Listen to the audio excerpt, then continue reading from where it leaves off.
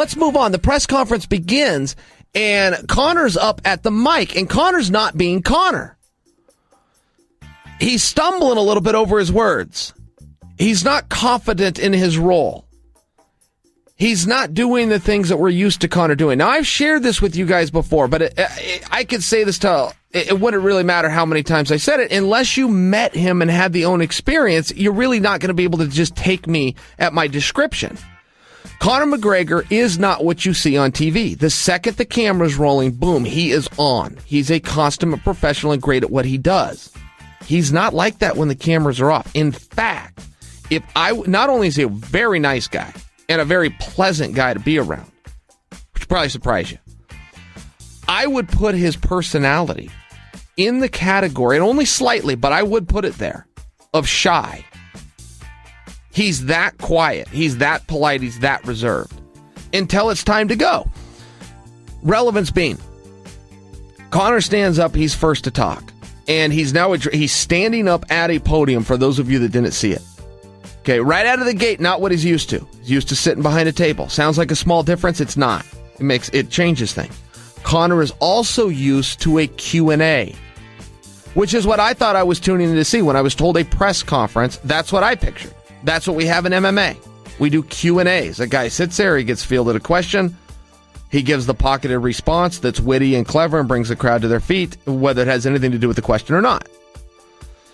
So Conor's up there and he's stumbling through this thing, and I'm watching him do it, and I'm going, hey, what's going on here? We're not off to a great start. And then Conor says something. I don't know if many people picked up on this, but I did. He showed us why he wasn't being the Conor that we were all expecting and we are used to. He said, yeah, they keep trying to catch me off guard.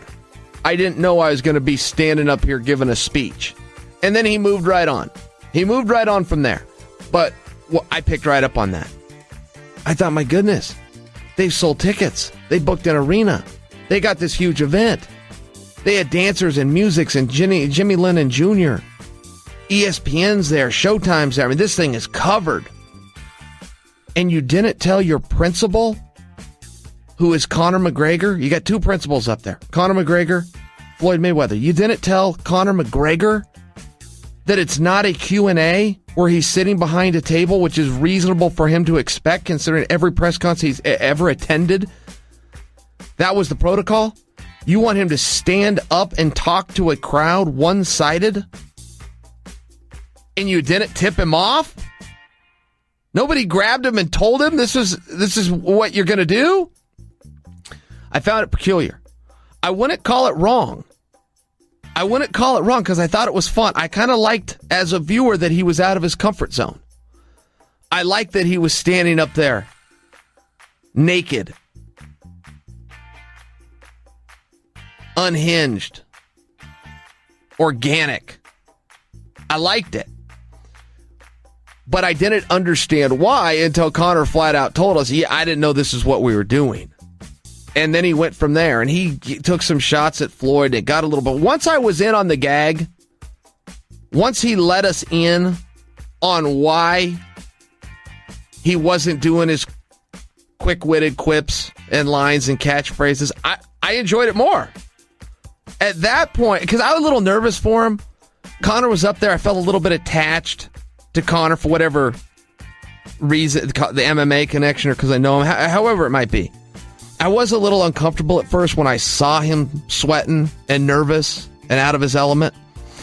And I appreciated that he revealed that curtain and let us all know, oh yeah, this isn't what I was ready for. They turned the cameras on, handed me a mic, and told me to go talk to you guys. I liked that. And then I got it. I go, okay, well, let's see what he can do.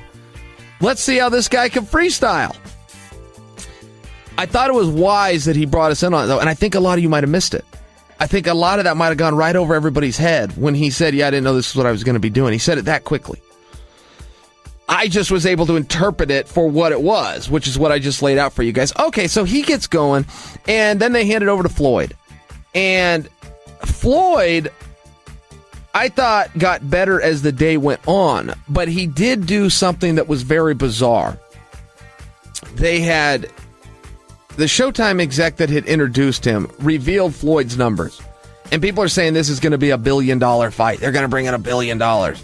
And they told us that Manny Pacquiao was $1 billion fight. And you're sitting down, it's like, guys, I'm not that dumb. I'm greatly aware that Floyd's purse, his numbers, and his personal wealth are wildly embellished. But the Showtime exec did give us a breakdown of Floyd's entire career and over his lifetime of every fight. He told us exactly how many pay-per-views Floyd had sold, and he then broke that down into a revenue number of $1.3 billion. I thought that was interesting. I love to have those numbers. I also thought it was a miss. Okay, when you got a guy like Floyd that's saying, I'm doing multi-billion dollars in business and I'm worth $1 billion, and then you tell us that over his entire lifetime, he's only generated 1.3. You're saying it as though it's bragging, and it is a very healthy and great number. Nobody's done it. You're just contradicting your mouthpiece that's going to run forward and tell everybody I got $1 billion in property and jets and in the bank accumulated. And then you reveal that over a lifetime, and the small portion that he receives of that, he's only done 1.3. Don't give us too much info. Let us just enjoy the show sometimes. I don't always need to know what's on the test, teacher. Sometimes I just want to see the class.